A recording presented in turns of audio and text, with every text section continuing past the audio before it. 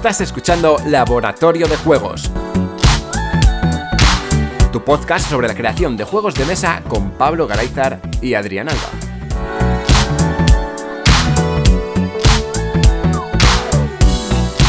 Bienvenidas y bienvenidos a una nueva temporada en Laboratorio de Juegos. Yo soy Adrián Alba y como siempre tenemos al otro lado de la línea a Pablo Garayzar. Hola, Pablo. Hola, ¿qué hay? Se dice pronto.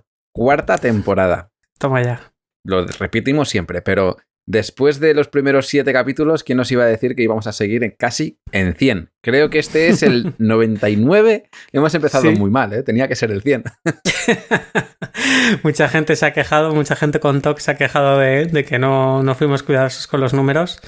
Pero bueno, acabamos la anterior temporada un poco sufriendo ya de, venga, hay que terminar. Quedan muchas cosas en el tintero, pero pues se nos echa el verano encima. Y lo bueno es que dejándolo en el 98 sabíamos que iba a haber una nueva temporada porque no podía quedar ahí. Así que ha sido también un cliffhanger, una manera de enganchar a la audiencia para que esperen hasta el programa 100. Espero que lleguemos pronto a las 3 cifras y no sé cuánto de pronto porque va a haber cambios, ¿no? Lo primero que hay que decir es que aquí hay trampa, porque hay algún capítulo especial que hemos hecho quizás en algún directo y demás que hace que nos pasemos de los 100. Pero bueno, como no están dentro de la programación habitual, no se cuentan. Eso para los del TOC no sé cómo funcionará, pero... ¿Y vamos a tener cambios? Sí, como cada temporada siempre tenemos algún pequeño cambio porque intentamos adaptar el programa a nuestras vidas personales. Ya sabéis que esto pues, nos lleva tiempo, nos lleva sobre todo eso, ¿no? Sobre todo tiempo, ganas y muchos ánimos. Y ahora estamos en un momento en el que, bueno, le hemos invertido un montón de tiempo al programa. Y por lo menos por mi parte, no voy a tener de aquí a un mes tanto tiempo para poder dedicarle a mis proyectos en general, no solamente a esto. Entonces, como tengo que hacer una bajada de ritmo, no sé si el resto también le vendrá bien o no, vamos a bajar la programación, en vez de semanal, va a ser quincenal. Por varios motivos, no solamente porque yo quiera tener más tiempo para poder hacer otras cosas, sino porque hasta la fecha llevamos casi 100 programas de forma semanal, haciendo pequeños parones. Hay mucha gente que empieza ahora, no le da tiempo a ver programas anteriores y si hacemos los programas de forma quincenal, creo que esa semana que no vamos a tener programa va a ser una buena semana para que la gente que quiera programa pueda ir a los programas viejos y retomar alguno que no haya podido escuchar. Porque al principio éramos 20 o 30 y ahora pues hay muchas reproducciones, hay algunas que llegan hasta las 600. Hay mucha gente, ¿no?, que está viendo estos programas y creo que va a ser un hueco, un espacio que se le va a poder dar a estas personas para que puedan ponerse al día sin la presión de ir a la semana, ya que se ve en el canal de Telegram al que a mí no me da tiempo a seguir el ritmo. Pues imagínate, si ahora en todo el verano ha habido un montón de gente comentando, hablando, un montón de dudas, un montón de cuestiones, debates, ha estado el grupo echando humo y no hemos tenido programas, pues imagínate con un programa semanal. Sí, totalmente. De hecho, según lo comentabas, me ocurría así un poco a vuela pluma que las semanas que no tengamos programa, lo que podríamos hacer es pues hacer una recomendación semanal. Decir, bueno, pues esta semana no hay programa, pero te recomendamos que vuelvas a escuchar tal número de programa porque quizá tenga que ver con lo que acabamos de contar la última semana o con alguna noticia de actualidad que está viendo y dice, mira, pues parece que ahora hay un poco de polémica con no sé qué tema, pues de ese tema hablamos en el capítulo 47. Si lo queréis volver a escuchar, pues tenéis una oportunidad, ¿no? Entonces podemos aprovechar esas semanas impares o pares o como las queramos llamar para hacer recomendaciones. Incluso, bueno, pues si traemos a gente o colaboradoras o colaboradores que puedan venir por aquí, preguntarles qué programa recomiendan a la audiencia para la semana que viene, que no hay programa. También. Bueno, no solamente eso, sino que podemos recomendar programas que no sean de nuestros, que sean de otros medios, pero que nos resulten interesantes. Y luego, no solamente esto, lo más importante, creo yo, a la hora de decidir hacer estos espacios quincenales, es que hasta ahora hemos tenido como mucho trabajo, ¿no? Cada semana siempre teníamos programa, de hecho siempre hemos estado grabando casi 2 meses antes de poder publicar un programa, porque teníamos tanto que grabar y tantas cosas grabadas y tanto por delante que teníamos casi más de lo que podíamos servir, ¿no? Teníamos el baúl lleno, pero solamente una ventana muy pequeña para poder sacar contenido. Claro, bajar a este ritmo, ¿qué nos va a permitir? Que como vamos a grabar de forma más relajada, ahora hemos hecho un calendario, más o menos no se mantendrá exactamente tal y como está, pero tenemos una referencia de aquí hasta junio, cómo vamos a ir organizando los diferentes programas.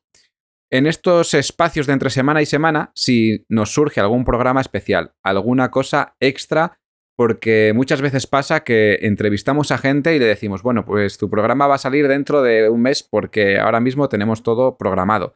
Pues con estas ventanas que tenemos entre semana y semana, a lo mejor se pueden adelantar ciertas entrevistas o ciertas cuestiones que sean más del momento, como puede ser alguien que venga a hablarnos de su proyecto y esté en ese momento en Kickstarter o en Berkami o justo haya salido al mercado y podamos ajustar mejor ciertos contenidos dentro de nuestra programación. Y creo que esto es todo lo que tenemos que decir sobre las novedades. El resto de elementos de momento siguen adelante. La gente que colabora habitualmente, si quiere colaborar, va a seguir haciéndolo. Si alguien nuevo quiere entrar, pues también va a poder. Y ya está. Creo que no hay nada más que tenga que aportar aquí. Sí, queda bastante tranquilidad ver un poco el Excel que ha preparado Adrián con todas las colaboraciones y programas ya preparados. Porque efectivamente, pues eso, está ya toda la temporada planificada. Por supuesto, falta grabarla, pero ya sabemos en cada momento pues quién va a intervenir y cuándo le vuelve a tocar y todo eso. Y eso hace también pues que la gente que colabora tenga tiempo para prepararlo, que se pueda documentar, que no le pille el toro de oye, esta semana hay que grabar ya, que hace mucho que no vienes o lo que sea, ¿no? Entonces, tener también esta holgura de tiempo nos permite eso, preparar ya el Excel para toda la temporada, que como bien ha dicho Adrián antes, pues puede sufrir algún cambio, pero que va a ser un cambio menor. Y bueno, a toda la gente que colabora en el lab, pues nos da cierta tranquilidad saber que, bueno, yo grabo ahora, pero hasta dentro de mes y medio o 2 meses o 3 meses incluso, pues no tengo otra vez carga de trabajo en el lab, como quien dice. No significa que hasta dentro de 3 meses no grabo, sino que, bueno, puedo grabar la semana que viene, pero no saldrá hasta dentro de 3 meses. Entonces, ya tener ese marco temporal ayuda bastante a colaborar y creo que es una manera de poner cierta cordura a el más madera que teníamos antes, sí, que era básicamente sacar programas y programas y programas cada semana, y mucha gente sí que nos ha dicho que le venían bien los parones para ponerse al día. Luego siempre está la otra gente, ¿no?, que quiere programas de hora y media y que quiere programas no semanales, sino 3 cada semana o eso, diarios, ¿no? Pero suelen ser los menos, porque la gente pues aprovecha los tiempos muertos que tiene para escuchar podcast, por supuesto no solamente este, y en el día a día no tenemos tantos tiempos muertos en ir y venir a trabajar o hacer la colada o hacer cualquier otra cosa, la compra o la cena, pero no mucho más. Y entonces, bueno, pues lo que queremos también es no generar ansiedad, ¿no? Como, por ejemplo, parece que ocurre con las series de televisión, que de repente salen todas las que te quieres ver a la vez y sí, sacan 5 capítulos cada una y no sé qué, y la gente que está comentando spoilers y por favor, no me da tiempo. Pues intentamos también relajar un poco esa ansiedad comunicativa. Eso es. Y nada, con esto hemos hecho ya un repaso a lo que va a ser la nueva temporada. Luego veremos lo que pasa, porque ya sabes que decimos hacemos menos cosas y de repente nos echamos aquí las manos a la cabeza porque teníamos más cosas, hacemos más de lo que teníamos planeado. Bueno, cerramos aquí este capítulo y vamos con el programa que toca para arrancar la temporada, y hacemos un remember a la temporada anterior, que también empezamos con este programa, Neuromandangas. Sí, la temporada anterior cerramos con un programa de Neuromandacas que queríamos contar 4 cosas y al final nos enrollamos. Bueno, me enrollé yo. En este caso va a ser un poco al revés. Tengo muchas cosas que contar y creo que lo más razonable será dividirlo en dos programas, en 2 secciones. Entonces, pues ya veremos cuando vuelvo con este tema.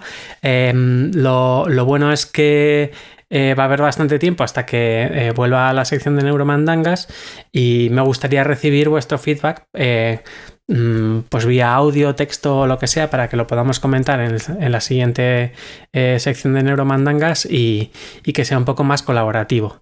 En este caso me gustaría hablar sobre todo de las decisiones de compra cuando tenemos un juego y tenemos que decidir si lo compramos o no.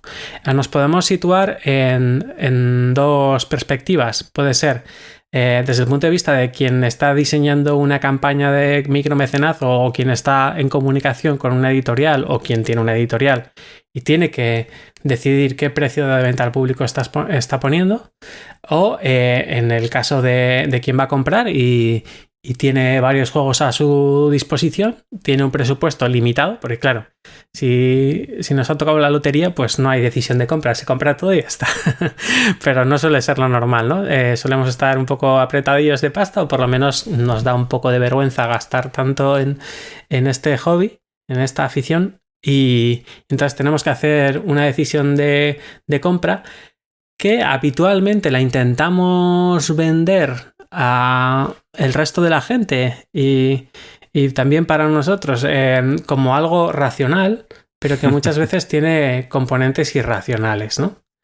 Entonces, de todo esto ha hablado mucha gente, pero sobre todo quienes más fácil lo cuentan son la gente que está dentro de un área de investigación que se llama economía el comportamiento de la economía o behavioral economics o no sé cómo traducirlo correctamente a castellano. Sobre todo la persona que más claro lo cuenta a mi modo de ver es Dan Ariely. Dan Ariely es un investigador israelí que tiene un montón de vídeos, un montón de libros, un montón de artículos sobre el tema y que además, pues, no sé, a mí personalmente me hace bastante gracia cómo cuenta las cosas, porque casi siempre son, pues, anécdotas que le han ocurrido, que luego las convierte en un experimento y que siguen saliendo igual o que siguen saliendo parecidas y que a partir de ahí, pues, intenta establecer una hipótesis, luego la valida con más experimentos, etcétera, y lo cuenta de forma bastante divertida. Entonces, bueno, si algo tenéis que sacar de esta sección es que os recomiendo todo lo que haya hecho Dan Ariely, tanto en libros, que algunos de ellos están traducidos al castellano, como en cursos online. Algunos de ellos están en Coursera y otras plataformas.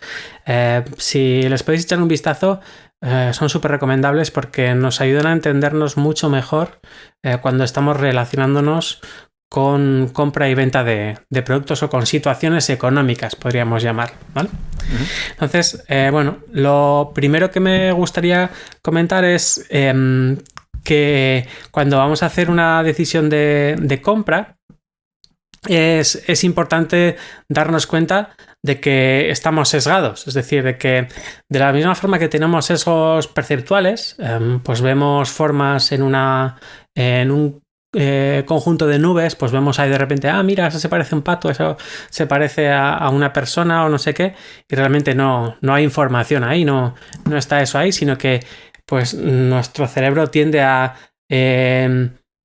encontrar patrones donde solamente en teoría hay ruido, y esas ilusiones perceptivas o visuales pues no se pueden desactivar. Es decir, si tú estás viendo un tiburón en la nube, sabes que es una nube, pero no dejas de ver el tiburón, o sea, lo estás todo el rato viendo, ¿no? Uh-huh. Pues eso nos pasa también cuando vamos a tomar una decisión. Es decir, hay una serie de factores que nos modifican la decisión que vamos a tomar a la hora de comprar algo y son súper difíciles de desactivar a pesar de que los conozcamos. Es decir, yo ahora voy a dar una serie de pautas que normalmente la gente de marketing pues suele seguir para animarnos a comprar, y aunque las sepamos, pues seguiremos cayendo. Así que hay que tener un poco de cuidado, ¿no? Suele decir Dan Ariely que somos irracionales, pero somos previsiblemente irracionales. Es decir, es bastante fácil saber cómo va a equivocarse la mayoría de la gente.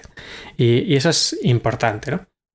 Lo primero de todo, pues tiene que ver con el tema de los números y los precios, ¿no? Por supuesto, está este aforismo, ¿no? De que, bueno, es de necio confundir valor y precio, y es tal cual. O sea, muchas veces cuando nos adentramos a una tienda de algo que desconocemos, pues yo que sé, yo entro a una tienda de bolsos de lujo, no tengo absolutamente ni idea de ese asunto. Yo pensaba que sí. Y la única referencia externa que yo sé validar correctamente es el precio. Entonces, pues yo de repente veo un bolso, no tengo ni idea, igual digo una burrada, y de 300 euros, y puedo pensar que es un bolso de muy buena calidad, pero si de repente es el bolso más barato de la tienda y todos los demás cuestan hasta 4.000 euros, pues ahí ya tengo una referencia. Digo, mira, este bolso dentro de lo que son los bolsos de lujo parece que es de gama baja. Cuando en mi vida se me hubiese ocurrido comprarme un bolso de 300 euros, ¿vale? O sea, igual me parece una salvajada dedicar ese dinero a ese objeto, ¿no? Pero el precio sí que nos puede hacer confundir el resto de variables. Es decir, cuando el resto de variables no las sabemos evaluar correctamente, un salvavidas que tenemos cognitivo es fiarnos del precio. Yo, por ejemplo, pues eso, voy a comprar una motosierra, tampoco tengo absolutamente ni idea de esto, pero lo que hago es, bueno, preguntar por precios de unos cuantos modelos y decir, vale, las motosierras están entre no sé cuántos euros y no sé cuántos. No voy a decir cifras, no tengo ni idea, pero vamos a suponer otra vez que están entre 200 y 1000, ¿vale? Pues yo ahí, sin tener ni idea, pues más o menos sabré que si estoy comprando una de 200 euros probablemente me dure poco, tenga problemas de mantenimiento o lo que sea.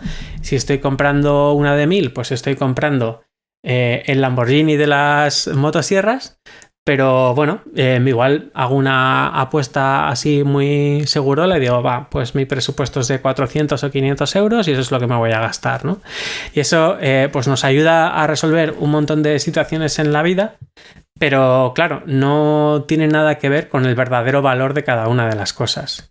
Normalmente, la gente que cree en la economía, que es una especie de religión que mucha gente sigue, pero que luego pues no termina de acertar en ninguna de sus predicciones ni nada por el estilo, pues nos dice que estas dos cosas, el valor y el precio, normalmente se suelen ir ajustando, más que nada porque si algo vale mucho y tiene un precio muy bajo, pues se va a agotar, la gente lo va a percibir su valor y va a ver que está a un precio bajo y lo va a agotar, y lo contrario, ¿no? Si algo está súper caro y no tiene valor, pues no se va a vender, entonces va a tener que bajar su precio. Esa es la teoría, pero en la práctica esto no es así. Lo vemos en los juegos de mesa, ¿no? Hay juegos de mesa que se están vendiendo a un precio súper elevado y realmente no están aportando tanto valor, y lo contrario, ¿no? Entonces, el valor dentro de un juego de mesa, ¿tú dónde crees que podría estar? ¿Qué variables crees que pueden aportar valor a alguien que está comprando un juego de mesa? Bueno, a alguien concretamente no sabría decirte, sé decirte qué es lo que aporta para mí un juego de mesa, ¿no? Cuando yo voy a comprarme un juego, lo que valoro es qué tipo de juego es, qué tipo de componentes me trae, cuánto trae dentro de la caja, ¿no? Y cuánto creo que voy a poder jugar o aprovechar ese juego.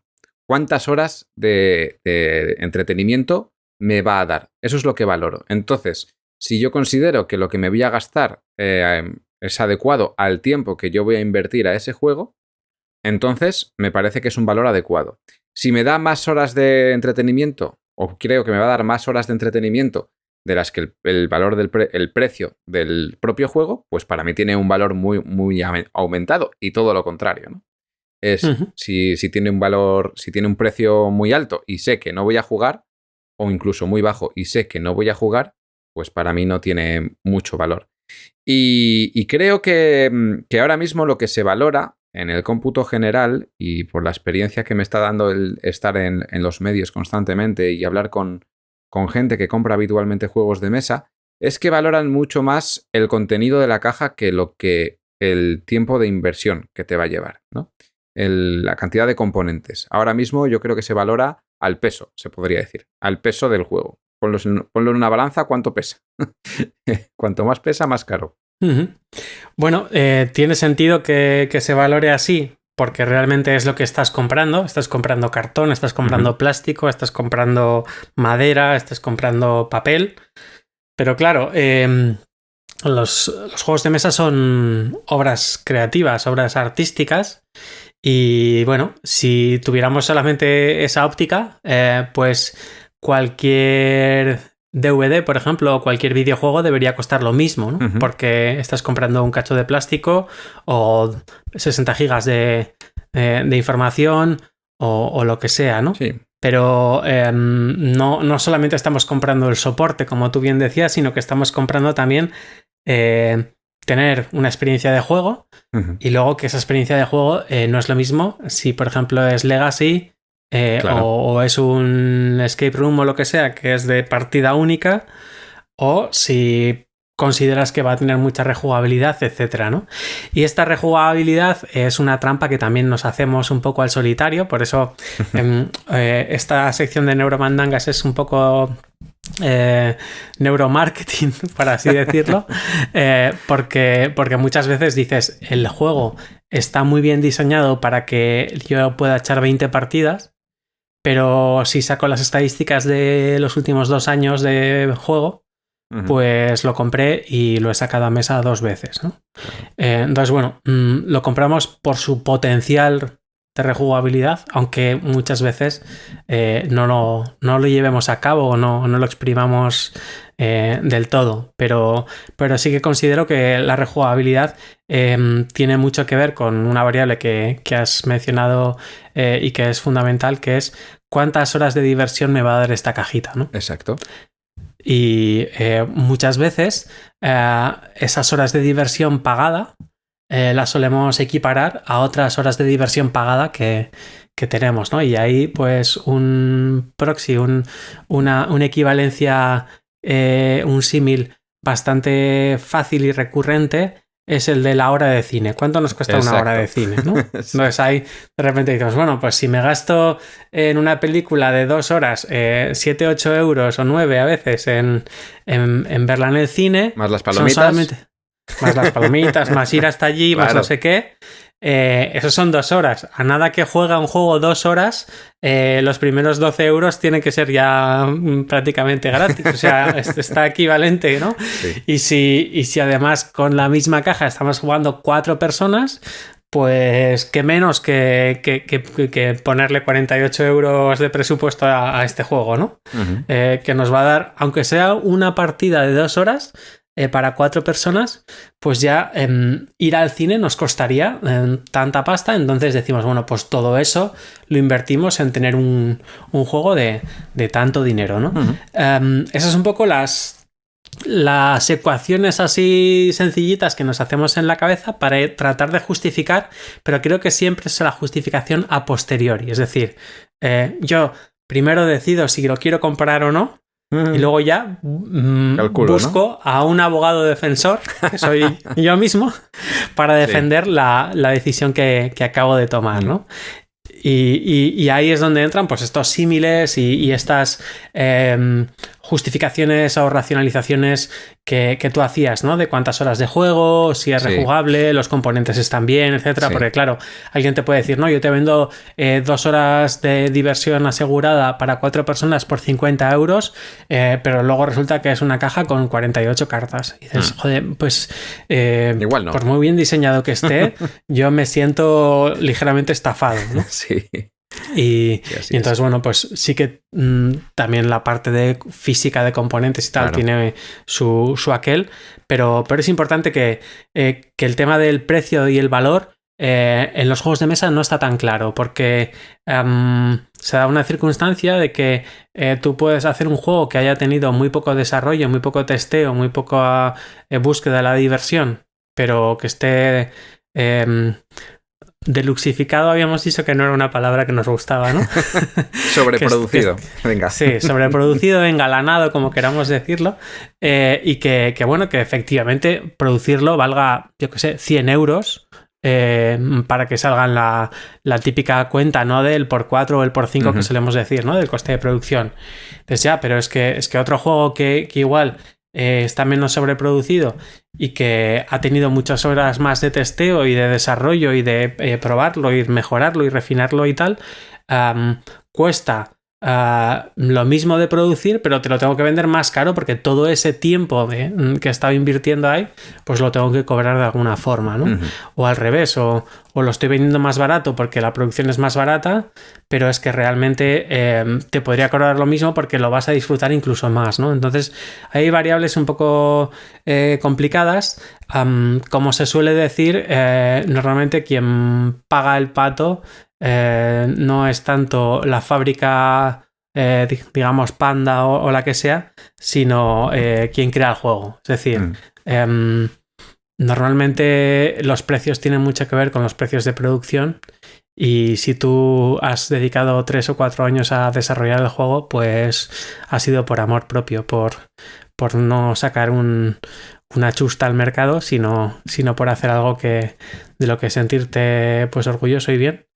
Y ese precio pues no lo puedes inflar por todas las horas que has metido. Así que ahí toda la parte de desarrollo es a fondo perdido, como quien dice. Sí. Aquí hay 2 detalles que me gustaría comentar. Una es un símil, o sea, algo que pasa en los juegos de mesa, y es que en los juegos de mesa yo creo que hay 2 perfiles diferentes. Tienes la gente que empieza en la afición o que compra juegos de vez en cuando, o que no está tan metida en el mundillo, que lo que busca es este juego me gusta, me lo voy a comprar, y luego intenta justificarlo, ¿no? Y luego creo que, aunque yo ahora estoy en un punto en el que sí valoro si voy a jugar más o menos a un juego antes de comprarlo por el estilo de juego que es, sé lo que me va a poder aportar, luego puedo estar equivocado, pero es una premisa que suelo hacer antes de comprar, teniendo en cuenta que tengo ya una ludoteca muy grande, ¿vale? Hay mucha gente que ya no busca la justificación del tiempo de partida, sino que solamente quiere los juegos porque no es demasiada gente. Si miramos toda la afición no será demasiada gente, pero la gente que al final más ruido hace, la que más presencia tiene en redes, que juega mucho a juegos de mesa, por lo general coge un juego, juega 1 o 2 veces y el siguiente. Entonces, cuando van a comprar un juego nuevo, quieren que el juego sea accesible, porque sabe que va a jugarlo 1 o 2 veces y va a pasar al siguiente. Entonces, no valora si los componentes realmente llevan ese precio, si se ha inflado el precio porque se ha gastado más en ilustración quizás o en otros elementos. No, quieren ese juego lo más barato posible porque saben que van a jugarlo un poco y lo van a cambiar. Y tienes Wallapop inundado de gente que hace eso. Compra un juego y al siguiente. Y lo vende porque ya ha jugado la partida que le tocaba. Es un poco una bulimia lúdica, ¿no? Sí. De comer, comer y comer. Eso se irá acabando, ¿no? Sí, pero yo creo que esto en otros hobbies no pasa. Creo que pasa más en este. Yo creo que es por la cantidad de títulos que salen semanalmente, por la gente que tiene que está metida en la afición y que le gusta probar cosas nuevas cada vez más. Y es eso, ¿no? Que al final los precios, pues dentro de lo que cabe, son elevados o no, son los que son. Y pasa eso, que la gente quiere que cueste barato para poder probar muchas cosas. Cada vez me encuentro más gente que lo que quiere es jugar a más juegos en vez de jugar los mismos que ya tiene. No, yo quiero jugar cosas nuevas. Entonces, yo lo he dicho varias veces, creo que aquí no, pero estamos en una época en que todos los juegos son legacy. Juegas una partida o 2, miras el par de variantes que tiene, te juegas la partida en cooperativo, en competitivo. Ahora meto este módulo que le añade dificultad y ya lo he visto todo. Al siguiente juego. a otro que sea, pues estoy jugando a un juego de colocación de peones, pues otro de colocación de peones, pero con otra mecánica, venga. Y así, todos de seguido. Y yo creo que eso está pasando cada vez más. Se nota en el ritmo de los juegos que pasan por las tiendas, se nota en el ritmo de los juegos que corren por los canales de difusión, y se nota por la gente que los compra y que va mostrando lo que va haciendo en las redes sociales. Es esa sensación, ¿no? Constante. Sí, totalmente. De hecho, Jonathan de República Lúdica y de Dados Verdes Fritos suele acabar sus exposiciones diciendo que rejugar es un acto revolucionario hoy en día. Sí, o sea, sí. es muy, muy raro sí. que la gente rejuegue a juegos de su ludoteca. Y no sé, va un poco en línea de lo que me comentaba antes, ¿no? De que hay cierta bulimia lúdica de querer comer y comer cada vez más títulos. Sí. Y muchas veces hay juegos que necesitan una segunda o tercera pasada para terminar de pillarlos, ¿no? Y a veces se dan opiniones sobre juegos que dices, joder, si sobre el ajedrez se hubiese dado una opinión a partir de una partida o dos... pues habría cambiado el curso de la historia. Sí, incluso la bélica. No estaríamos con campeonatos mundiales de ajedrez, claramente, ¿no? Sí. Luego, a mí me pasa que juego más de una partida a uno, pero es como en 2 días consecutivos, ¿no? Igual juego 5 partidas en 2 días, juego 5 o 6 partidas, un montón de ellas, y luego no lo vuelvo a jugar hasta igual nunca. Ya. Que suele pasar, porque al final entran otros y pasa esto. Y luego otra cosa que creo que va en hilo en algo que intuyo que vas a comentar más adelante es ciertos juegos, voy a poner nombres de juegos, como ya sabes que me gusta a mí poner nombres. Tenemos juegos de loseteo, estilo Patchwork, estilo Sopark, estilo pues La Isla de los Gatos, ¿no? Y hay unos cuantos que no se venden tan bien en el mercado y respecto a otros. Por ejemplo, tenemos el Queens, que seguramente la gente la ha escuchado de él porque no se vendía, lo metieron en las cajas malditas, se estuvo saldando mucho en Wallapop y tal. Y es un juego que tiene un precio muy elevado, cerca de los 40 euros, porque está sobreproducido a más no poder. Y en la propia tienda, si no he sido yo, ha sido una persona que trabaja conmigo a la hora de recomendar o lo que sea. Cuando alguien venía a buscar un juego que fuera en esa línea de losetas, de hacer patrones y tal, ese juego, si se mencionaba, al final se seguía quedando en la estantería porque ofrecía exactamente lo mismo que otros 3 o 4 que había al lado que costaban la mitad. Eso es exactamente un efecto que hemos comentado también en algunas otras situaciones, que tiene mucho que ver con esta decisión de compra, que es precisamente de lo que va el programa de hoy, del efecto señuelo. Esto normalmente lo hacen las tiendas adrede. Con el Queens probablemente no. Y probablemente la editorial lo último que quería es que su juego se convirtiera en el señuelo de otros. Yo creo que en los juegos de mesa directamente creo que eso no pasa. No pasa, pero, o sea, no gustaría que pasase, pero pasa, claro que pasa. Sí, pasa, pero me refiero a que no se fuerza. no se fuerza. Eso es como, porque es al final, como tú bien has dicho, los juegos de mesa son obras que se pueden asemejar a la literatura. Y lo mismo te pasa con un libro. Lo que sí me puede pasar con un libro es que quiera la versión de bolsillo en vez de la versión de tapadura. Y ahorrarme dinero por lo mismo. O la versión digital en vez del libro físico. Pero aquí estamos hablando de que todos los juegos son diferentes, todos tienen mecánicas diferentes, pero por suerte o por desgracia, pues muchos tienen similitudes en cuanto a mecánicas, en cuanto a dinámicas, en cuanto... A veces simplemente por componentes. Son juegos muy diferentes, pero tienen los mismos componentes y ya es como, bueno, es que ya tengo uno de este estilo, no me voy a meter en este otro. Y al final, quieras que no, pues sí que pasa que te vas... surge ese efecto. Pero puedo asegurar que no es buscado porque es otro tipo de producto. No son aspiradoras, no son motosierras, como decías antes. Es diferente, ¿no?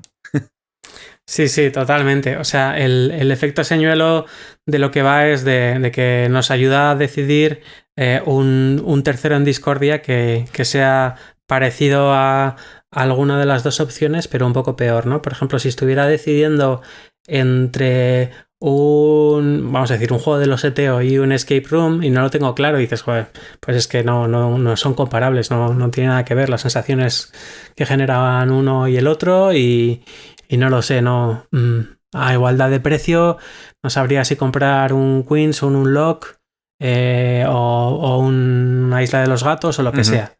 Pero el efecto señuelo lo que nos ayuda a decidir es si, por ejemplo, al lado del Unlock hay otro juego de escape room que es bastante peor y más caro y solamente tengo esas 3 opciones: Isla de Gatos, Unlock y vamos a poner un juego X que es de escape room y caro y malo. Nuestro cerebro ya lo que hace es evitar una decisión compleja, que es entre un juego que no es comparable con otro, y pasar a una decisión sencilla, que es vamos a comparar los 2 escapes y me quedo con el mejor, que es el Unlock, ¿vale? Entonces, eso pasaría lo mismo si, por ejemplo, al lado de Isla de Gatos está el Queens. Pues voy a la Isla de Gatos porque entre estos dos sí que sé compararlos bien y no sabría comparar ninguno de los dos con el Unlock, pero entre ellos sí. ¿Vale? Entonces, este tipo de elementos que están en la tienda que parece que no se venden nunca podrían usarse dentro de una tienda o incluso dentro de una editorial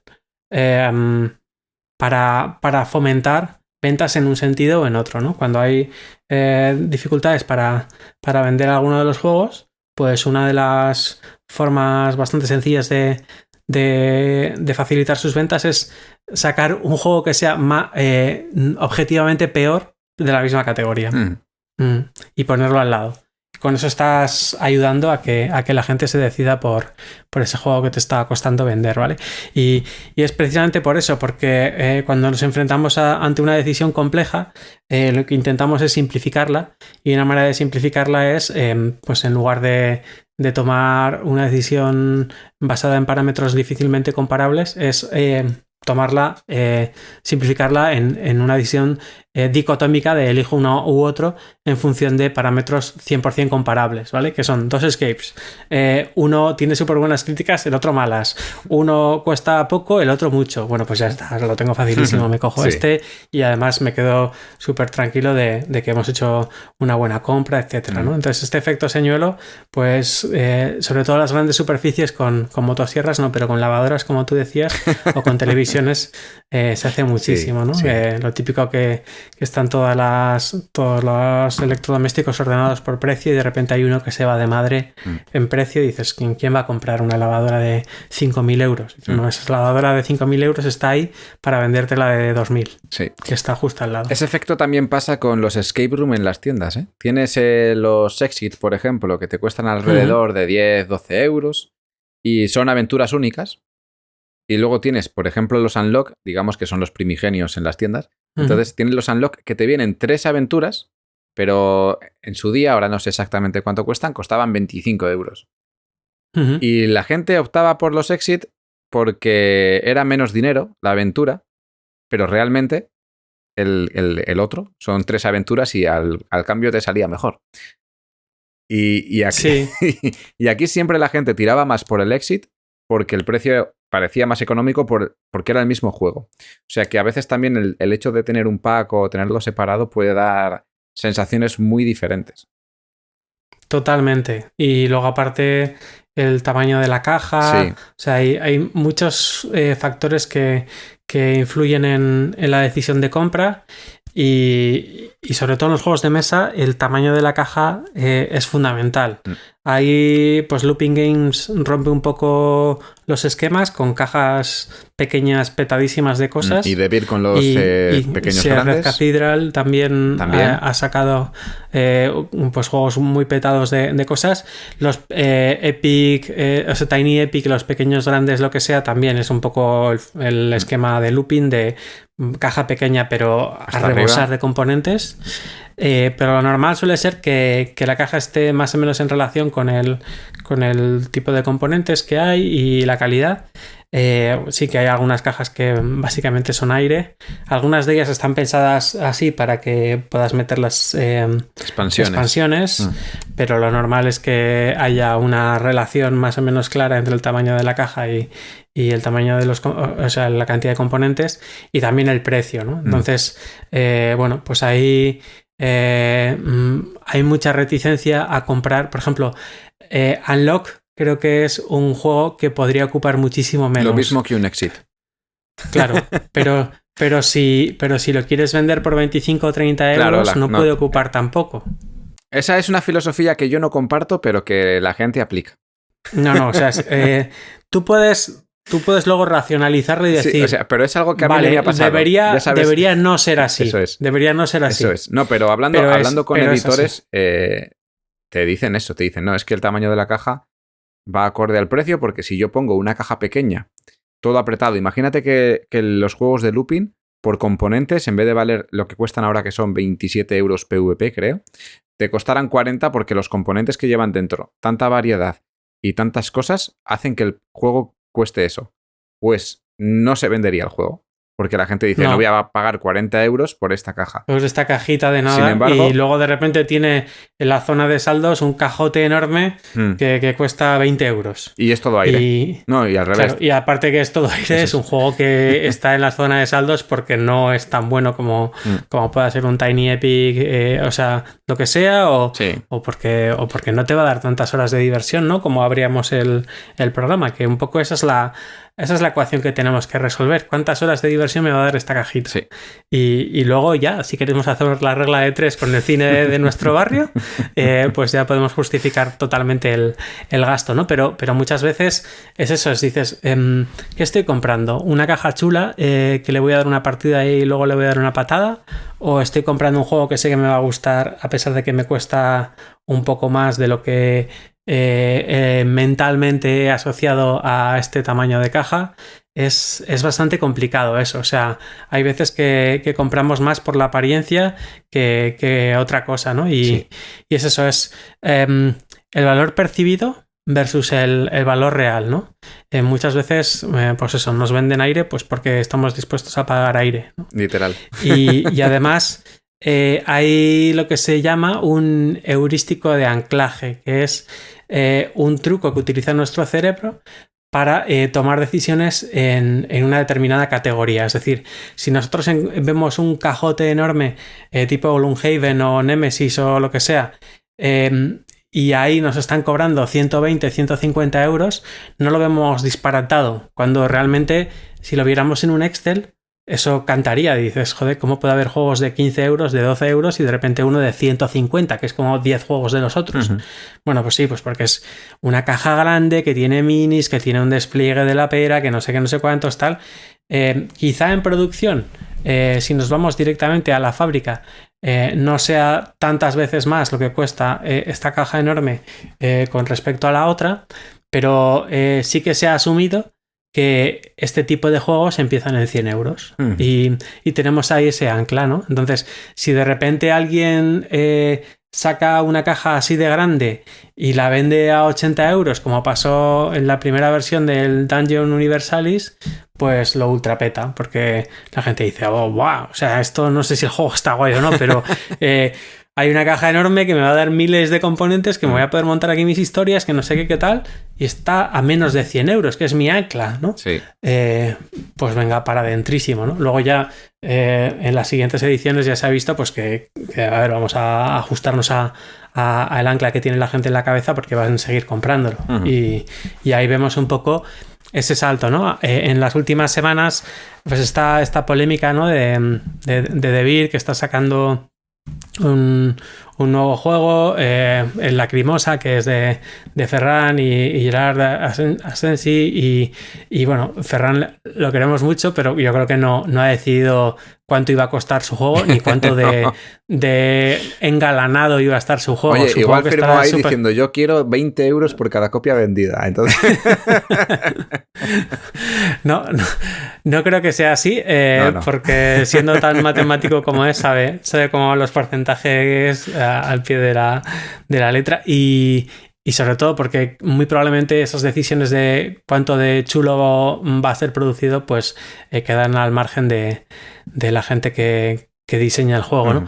Pero David parece como que ha hecho una apuesta de vamos a hacer un juego que esté muy bien producido y que además es un juego que en teoría va a prometer bastantes horas de juego. Las partidas se van a las 3-4 horas fácil, más o menos 45 minutos por persona y así.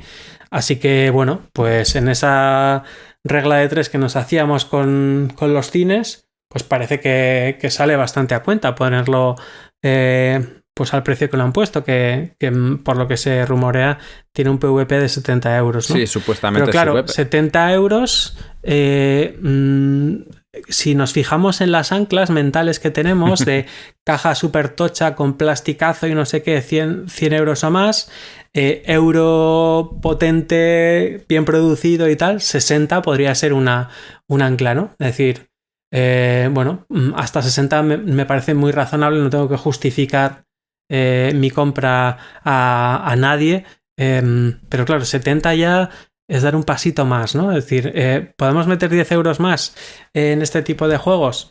Se justifica por la subida de todo, ¿no? Del precio del papel, el cartón, la logística, todo lo que quieras, ¿no?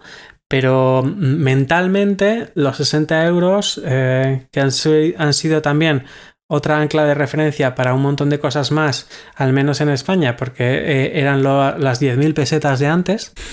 Bueno, pues parece que romper y alejarnos de ese ancla pues es peligroso, ¿no? Y lo mismo ocurre con los juegos de caja pequeña. En cuanto pasas la barrera de los 20 euros, pues ya te estás metiendo en problemas, ¿no? Que lo puede hacer Lupin, pero Lupin, si te fijas en sus campañas de Kickstarter o en las preventas que hace, muchas veces pone descuentos para llegar hasta esos 20 euros de referencia. Dices, mira, en tienda van a estar a 24 o lo que sea, pero bueno, cómprate este pack de 3 juegos, no sé qué tal, te sale cada uno a 20 y volvemos a intentar buscar acercarnos a esa 20, cifra que nos ancla, ¿no? En caja pequeña, ¿no? Entonces, podríamos tener esas varias anclas de 20, 40 para algún abstracto, pues 40, 45, 50, tipo azul, sagrada, o Riff o similares. 60 nos vamos ya a juegos que no tenemos que justificarnos el precio, pero que tenemos que tener muy claro que lo queremos en nuestra ludoteca. Y a partir de 60 nos acercamos peligrosamente a la hiperinflación que ha habido en los juegos de Kickstarter, ¿no? Que cada vez dan más palo de entrar. Sí. Dice Kickstarter, dice GameFound o cualquiera de las otras cosas, ¿no? Entonces, estos heurísticos de anclaje a lo que van es eso, es a que esas cifras las tenemos ya súper interiorizadas y que los precios de los nuevos juegos no son relativos al juego en sí, sino también al resto de juegos que ya hemos comprado antes y a los juegos que están disponibles en la tienda. Es decir, no vamos tanto a su valor real, sino al valor del resto de cosas que hemos comprado, ¿no? Dices, si yo me gasté 20 euros en este juego, ahora que me voy a gastar 35 en la siguiente versión. No tiene sentido, me va a costar muchísimo, ¿no? Pero por otro lado, este heurístico de anclaje funciona como una especie de compuerta o de presa que una vez que se rompe, ya ese ancla ya no funciona. ¿Y qué quiero decir con esto? Suelen poner el ejemplo la gente de Behavioral Economics de los cafés de Starbucks, que cuesta mucho vender el primer café de Starbucks porque valen mucho más, o sea, el precio no vale mucho más, tienen un precio mucho mayor, pero que una vez que la gente se anima a ir al Starbucks y va 2 o 3 veces, ya ve bastante normal gastarse 5 euros en un café o 6 euros o lo que sea. Es decir, nuestra ancla la movemos hacia adelante y si el resto de la gente está gastándose 4, 5, 6 euros en un café, cada vez lo vemos más normal. Y si pues nosotros mismos hemos hecho esa acción previamente unas cuantas veces, pues ya es más normal que la siguiente vez la hagamos sin tanta pena, ¿no? Entonces, bueno, la primera vez que entramos en una campaña de las de 100, 120, 150 euros, pues nos lo repensamos y nos lo requete pensamos. La siguiente nos costará menos y ya la quinta es esta campaña donde te metes por 100 euros, pues no duele tanto, ¿no? Y quizá pues Lacrimosa está pagando el pato de ser el primer título que se salta un poco el acuerdo no escrito de los 60 euros, euro así bien producido y de bastante duración, pero que si el resto de títulos siguen yendo con esta pequeña escala de precios que hay debido al incremento de los costes de todo, tenemos una inflación del 10%, pues es bastante normal, pues cada vez nos costará menos y cada vez debatiremos menos, ¿no? Y es precisamente por este heurístico de anclaje. Uh-huh. Luego, otra cosa que, por ejemplo, ha hecho la gente de Apple con el iPhone es un descuento temprano. Esto yo creo que en los juegos de mesa no funcionaría nada bien, sería bastante contraproducente. Pero, por ejemplo, cuando sacan un iPhone nuevo o un Apple Watch o cualquier cosa de estas, hay como la locura, el ansia viva de tenerlo ya, ¿no? Sí. Entonces, hay colas, kilométricas, hay reventa, hay de todo, ¿no? La primera vez que sacaron su iPhone lo vendieron a 600 euros, que era una locura de precio, o sea, los móviles no costaban eso para nada, ¿no? Pero estaban vendiendo una nueva experiencia, estaban diciendo, bueno, es que tienes casi medio ordenador aquí, o sea, no te estamos vendiendo solamente un teléfono móvil, te estamos vendiendo pues algo muy diferente, ¿no? Y así fue, o sea, revolucionaron el mundo de los smartphones. Lo sacaron a 600 euros y hubo tortas para conseguirlos, y luego al cabo de 2 o 3 meses, cuando ya no había colas en ningún sitio para comprarlo y tal, lo bajaron a 400 euros y volvió a haber tortas por comprarlo. Y alguien dice, joder, ¿y toda esta gente que pagó 200 euros de más por tenerlo? Esa gente lo ha pagado con gusto porque durante 2 meses ha sido propietaria de algo súper exclusivo, que cuando el resto de la gente viene, dice, bueno, ya si quieres te enseño a utilizarlo, porque yo llevo ya mucho tiempo usándolo y no sé qué tal. Ese pequeño impuesto que han tenido que pagar, de pagar 2/3 más, o sea, 1/3 más de lo que está pagando el resto, pues les ha merecido totalmente la pena. En los juegos de mesa yo creo que eso no pasaría, es decir, si sacan un juego a 70 euros y al cabo de 3 meses lo sacan a 50, toda la gente que lo pagó a 70 se vería medio estafada, como quien dice. Mira, aquí esto me da... si te parece bien, y de hecho creo que es un buen momento para plantearlo, me gustaría hacer en esta temporada una mesa redonda tocando este tema. Con varios puntos de vista, diferentes personas que hablemos de este tema. Porque actualmente está pasando que con la aborígene de juegos que hay, cada vez se saldan más juegos. Entonces, hay mucha gente que consigue ciertos juegos ahora mucho más baratos que aquellas personas que lo compraron al principio. Y es un poco esto que estás contando. Y hay muchos juegos cada vez más que su descuento llega antes.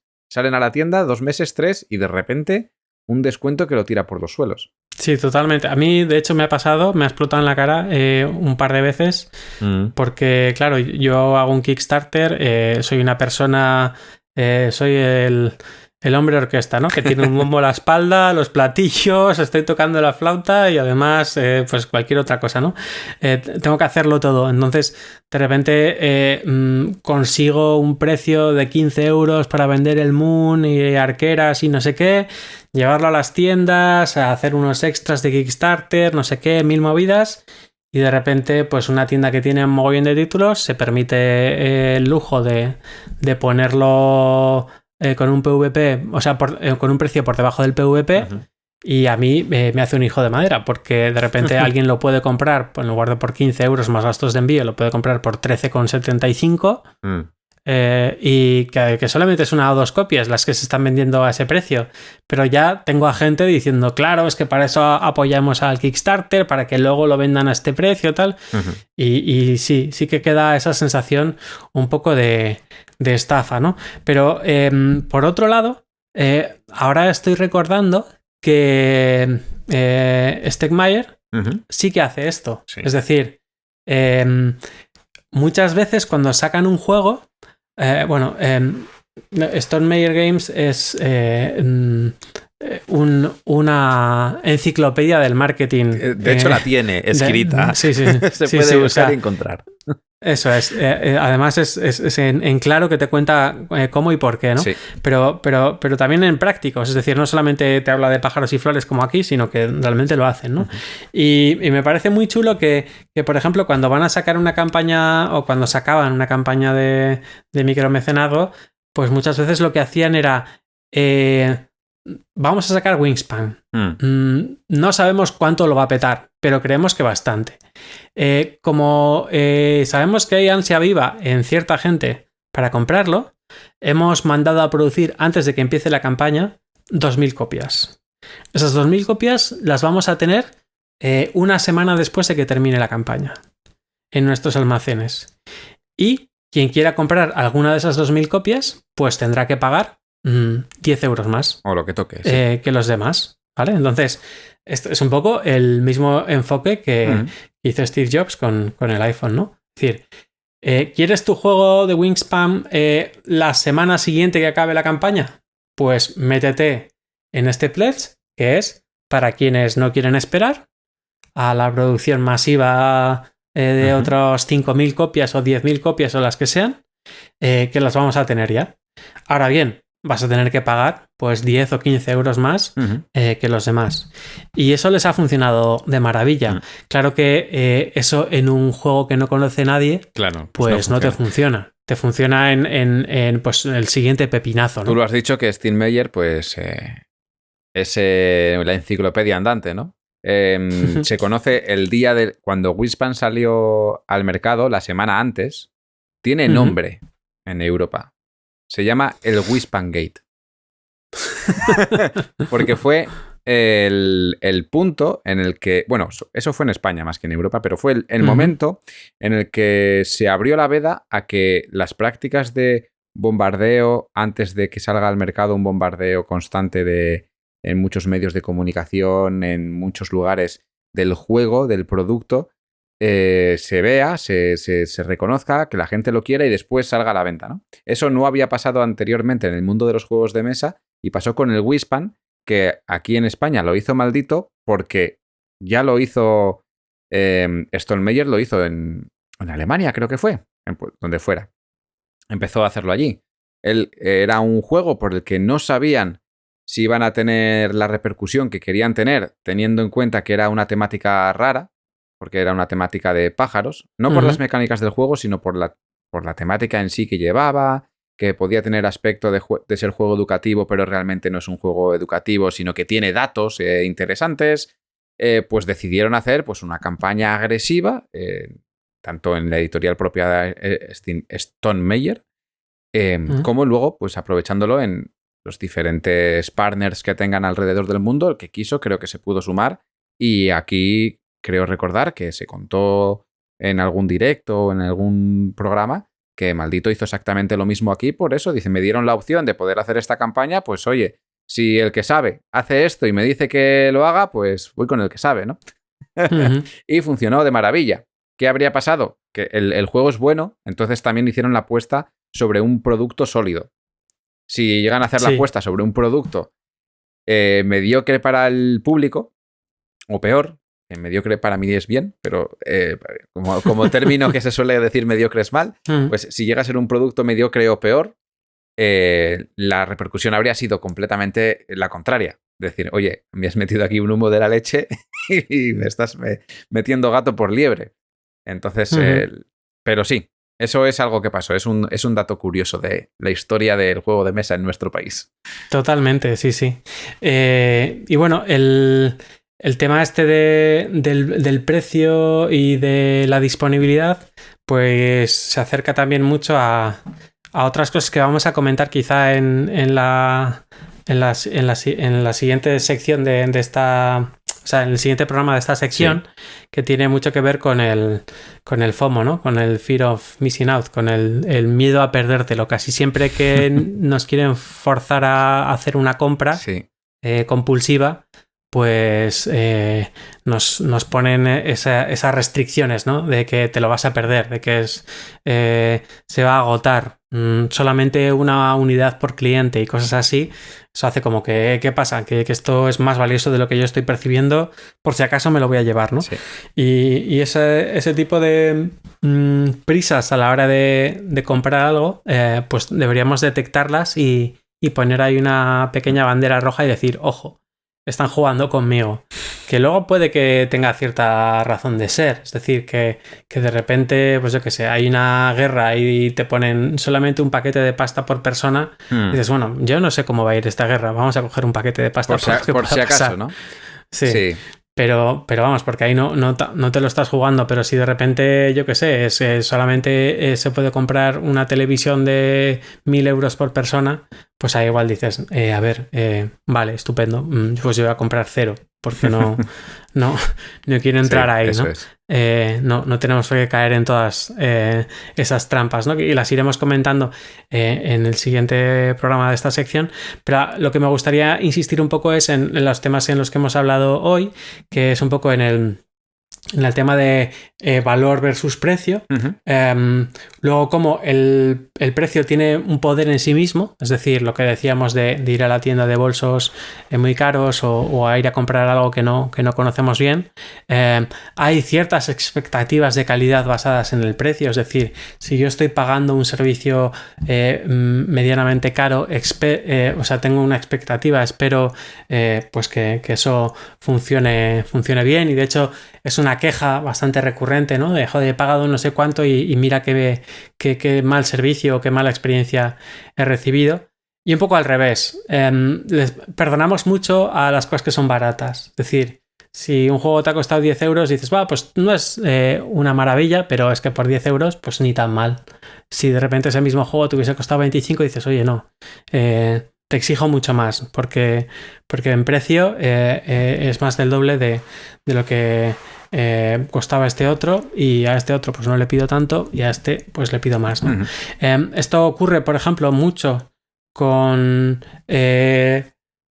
marcas blancas o con genéricos o lo que sea. Por ejemplo, hay gente que piensa que las aspirinas de marca curan más el dolor de cabeza que las que no, y de hecho como se produce esa creencia, se produce un pequeño efecto placebo que al final hace que efectivamente sí que te afecten más, ¿no? Porque te las creas más. Con la pasta también, ¿no? Es que esta que es de marca es mucho más buena que esta otra. ¿La has probado? No. Claro, y te sabe objetivamente más. Sin probar la otra te sabe mejor. Sí, claro, pero además no tienes para comparar en ese mismo día, ¿no? Pero sí, si tienes ahí una pasta Barilla, no sé qué, no sé cuántos, tal cual, o la marca blanca del supermercado, pues nada que ver, ¿no? Y muchas veces luego miras las etiquetas y son los fabricantes los mismos, ¿no? Pero el packaging o lo que sea, pues ya influye muchísimo, ¿no? El poder del precio para modificar las expectativas. También nos ha hablado del heurístico de anclaje, de qué cifras tenemos en la cabeza como referencias, y que salirnos de ahí para arriba o para abajo, pues nos pueden generar sensaciones muy diferentes, ¿no? Si de repente saca De Beer un Red Cathedral por 35 euros, la gente se vuelve como loca, porque dices, ¿cómo puede ser que un juego donde yo en mi cabeza esto debería costar 50-60 euros, está muy bien hecho, está muy bien diseñado, está muy bien producido, además me va a ocupar menos en la estantería y tal, y lo sacan por este precio? Pues de cabeza voy a por él, ¿no? Y se ha vendido muy muy bien. Lo mismo ha pasado con Polis o con otros juegos de De Beer que parecía que estábamos ahorrando dinero comprando esos juegos, básicamente por las anclas que estábamos manejando, ¿no?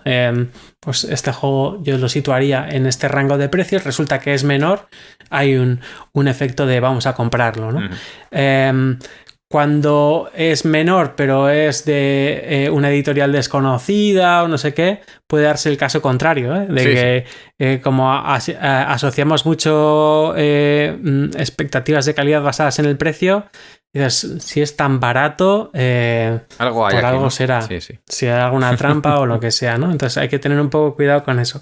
Y lo contrario también pasa, cuando nos pasamos el ancla por exceso, pues ya se empiezan a a oír resoplidos y a decir, buf, no sé, no era lo que tenía en mente, le tengo que dar una segunda vuelta y ahí necesitamos justificarnos aún más, ¿no? Y ahí podemos perder la decisión de compra. Pero como muy bien decías, quizá este sea un tema que podamos ver desde diferentes puntos de vista, porque quizá una editorial nos pueda decir, ya claro, pero es que si yo vendo 10 juegos a 70 euros, necesito vender 25, 30 o 50 a 35 para ganar lo mismo, para cubrir los mismos costes y para tal, ¿no? Entonces, quizá hago menos número de ventas, pero las ventas que hago me reportan muchos más beneficios y me generan muchos menos quebraderos de cabeza, porque además me quito a la gente que da más guerra, que son quienes compran juegos baratísimos y luego encima quieren más o qué sé yo, ¿no? Y entonces, bueno, ahí sí que podríamos hacer pues algo más multidisciplinar o desde muchos puntos de vista diferentes. Y lo último que también hemos mencionado es el tema de el efecto señuelo, que ha salido ya unas cuantas veces en esta sección, pero que por supuesto a la hora de comprar pues es importante. ¿Qué nos dejamos en el tintero? Bueno, pues nos dejamos muchísimas cosas en el tintero. Hay todo lo que tiene que ver con el dolor de pagar, cómo podemos minimizar el dolor de pagar, y aquí en el mundo de los juegos de mesa pues las campañas de micromecenazgo ayudan bastante a minimizar esto.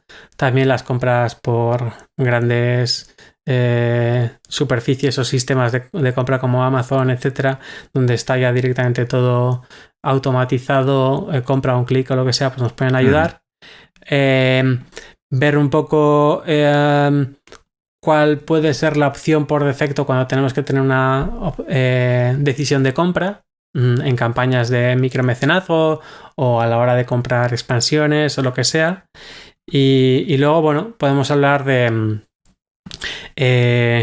pues cómo manejamos el dinero mentalmente y los principios de persuasión de Cialdini, que son bastante típicos y que de hecho si queréis ir haciendo deberes a este respecto, os recomiendo una serie de posts que tiene Calvo en la BSK hablando de los principios de influencia y persuasión de Cialdini.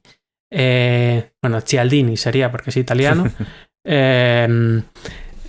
Aplicados al sector de los juegos de mesa, y me parece que es muy interesante esto mismo, ¿no? Entonces, bueno, yo creo que es un área esta de las decisiones de compra o de venta, el diseño de una campaña de compra o de venta, de marketing adecuada, teniendo en cuenta los sesgos cognitivos, que puede dar bastante juego en esta sección. Y como os decía, pues dado que el programa ya es quincenal y que hay muchas otras secciones que tienen que entrar en la rueda y además vamos a hacer alguna entrevista y tal, habrá bastante tiempo hasta que vuelva a esta sección y me gustaría recibir vuestro feedback en forma de audios que podéis mandar al canal de Telegram o a mi cuenta en Telegram, textos o lo que queráis, para que los incluyamos en la discusión de la siguiente edición de esta sección. Sí, porque eso no lo hemos comentado, pero es cierto que en la última temporada dejamos un poco de lado la comunidad en cuanto a los audios en los programas y demás, cosas que sí hemos hecho en las temporadas anteriores, básicamente porque no nos daba la vida, no por otra cosa. Y para esta temporada sí que nos gustaría recuperarlo un poquito. Yo hago también llamamiento a la gente a que nos diga qué perfiles le gustaría ver en una mesa redonda hablando, digamos que se va a llamar así el programa, el precio de los juegos, ¿vale? ¿Qué perfiles queréis ver? Editores, autorías, gente que sea consumidora, lo que queráis. ¿Qué perfiles creéis que son? Gente de tiendas. Eso es. ¿Qué perfiles creéis que son interesantes? Y dentro de esos perfiles, si podemos de alguna forma juntar a gente que quiera hablar y tener un debate, aunque no sea en un programa que hagamos exclusivo para laboratorio de juegos, que puede ser en un directo perfectamente, pues lo podemos intentar valorar. A ver bien, ¿no? Sí, perfecto. Perfecto. Pues nada, como todo está programado, la semana que viene llega una sesión, una Sesión, digo, no es sesión. Viene un programa que es muy querido por la audiencia. No voy a decir cuál, que haga la gente sus apuestas y seguro que adivinan cuál es. Sin más, no tengo nada más que aportar a este programa porque lo vamos a dejar para los siguientes. Muchas gracias por estar aquí, Pablo. Un placer verte después de este caluroso verano, que ha sido horrible. Sí. Ha venido bien el descanso, pero tenía muchas ganas de volver. Porque, bueno, para mí el laboratorio ha sido mucho trabajo en estas últimas temporadas porque íbamos semana a semana, pero también da mucha vidilla. O sea, todo lo que comenta la gente, sobre todo en el canal de Telegram, ha dicho Adrián que la última temporada habíamos dejado un poco de la audiencia, lo decimos en cuanto a audios, sí, eso, ¿vale? De hacer el montaje claro, y todo lo demás, porque todos los comentarios que hacéis sobre los programas, pues los respondemos y salen más debates y demás. Así que si a alguien le gusta lo que escucha y quiere comentarlo más, pues le animamos a venir al canal de Telegram. Ya somos 200 y pico personas. Suele haber bastante jaleo. Lo podéis tener silenciado, archivado o lo que sea y simplemente comentar algo cuando corresponda, pero sí, cada vez que sale programa, el día del programa, el que suelen ser los viernes o el día siguiente, suele haber bastante debatillo sobre lo que se ha hablado y es un placer pues tener todo ese feedback y esos comentarios, así que no dejéis de hacerlo porque hace un montón de ilusión. Y porque aprendemos con los comentarios. Un montón. Eso es, sí. Aquí exponemos el tema y luego quien los desarrolla es la gente del chat. Eso es, que hay gente que sabe muchísimo de casi todo, así que es una gozada ver cómo pones una cosa en el aire y se multiplica por 20. Exacto. Pues cerramos aquí este programa de Laboratorio de Juegos, un buen arranque para esta nueva cuarta temporada. Espero que la sigáis disfrutando como las anteriores, incluso más, ¿por qué no? Y nada más, nos vemos en el siguiente programa de Laboratorio de Juegos. Hasta luego. Adiós. Puedes seguirnos en las redes sociales, Instagram y Twitter, laboratorio_POD. También puedes escucharnos en YouTube, iVoox, Spotify y Google Podcast, Laboratorio de Juegos.